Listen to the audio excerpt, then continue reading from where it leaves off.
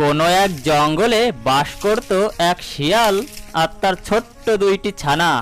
ছানা দুটো ছিল খুবই নাদুস নুদুস। তাদেরকে বাসায় রেখে শিয়াল প্রতিদিন তাদের জন্য খাবার জোগাড় করতে যেত। সেই জঙ্গলে ছিল বিশাল আকারের এক অজগর সাপ। সে জঙ্গলের সব নিরীহ প্রাণীদের খেয়ে ফেলতো।